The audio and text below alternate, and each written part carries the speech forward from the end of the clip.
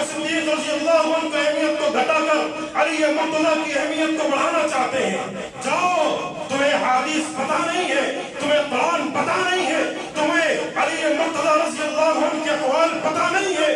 جب ان کے بیٹے نے پوچھا تھا, کہا تھا بابا جان لوگوں میں سب سے افضل کون ہے؟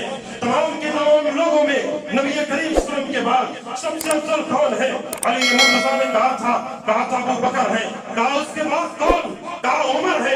اس کے بعد وہ کہتے ہیں وَخَشِیتُ أَن يَقُولَ عثمان, مجھے خوف محسوس ہوا میرے بابا عثمان کہیں گے, اسی لیے میں نے پوچھا بابا جان آپ کیا ہیں, آپ کی کیا حیثیت ہے, آپ کا کیا مرتبہ ہے؟ کہا میں سوائے مسلمانوں میں سے ایک فرد کے کچھ نہیں. چلو کہتے ہیں ابو بکر صدیق رضی اللہ عنہ کی اہمیت کو گھٹا کر وہ سمجھتے ہیں کہ انہوں نے علی مرتضیٰ کی اہمیت کو بڑھایا. نہ, جس کسی نے بھی اس دنیا کے اندر اس روئے زمین پر ابو بکر صدیق کی گستاخی کرتا ہے, وہ مسلمانوں کی گستاخی کرتا ہے, وہ رب کی گستاخی کرتا ہے, وہ نبی کی گستاخی کرتا ہے, وہ صحابہ رسول کی گستاخی کرتا ہے, وہ علی مرتضیٰ کی گستاخی کرتا ہے, وہ حسن و حسین کی گستاخی کرتا ہے. جو ابو بکر صدیق کی گستاخی کرتا ہے, جو ابو بکر صدیق کو نہ مانے وہ علی مرتضیٰ کو نہیں مانتا, نہیں مانتا علی مرتضیٰ کو, حسن و حسین کو نہیں مانتا. جو ابو بکر صدیق کی گستاخی کرتا ہے وہ اللہ تبارک و تعالیٰ کی بھی گستاخی کرتا ہے. کیوں؟ نبی کریم صلی اللہ علیہ وسلم نے جب ایک صحابی آئے, کہا آپ کو کون محبوب ہے اللہ کے نبی, کس کو پسند کرتے ہو؟ کہا عائشہ سے پیار کرتا ہوں, عائشہ سے محبت کرتا ہوں. کہا اللہ کے حبیب من الرجال, میرے کہنے کا مطلب مردوں میں کس سے پیار کرتے ہو؟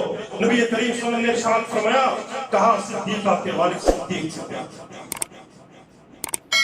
نبی کے سفر و حضر میں نبی چلتے تھے, بیٹھتے تھے, اٹھتے تھے تو اللہ کے نبی خود کہتے تھے میں چلا ابو بکر چلے, میں چلا ابو بکر چلے, میں بیٹھا ابو بکر بیٹھے, میں فلاں جگہ پہنچا ابو بکر میرے ساتھ تھے.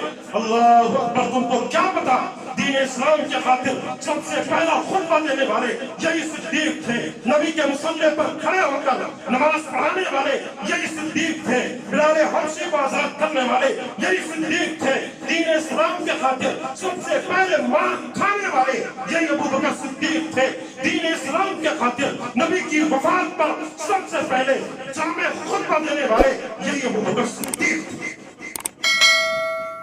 تم سمجھتے ہو ان کی اہمیت کو گھٹا کر تم نے بڑا اچھا کام کیا ہے نا؟ دنیا میں کوئی ایسا نہیں ہے, جب تک اہل حدیث کے فرزند زندہ ہیں دنیا میں کوئی ایسا مائی کلام نہیں ہے جو ابو بکر صدیق کی اہمیت کو گھٹا.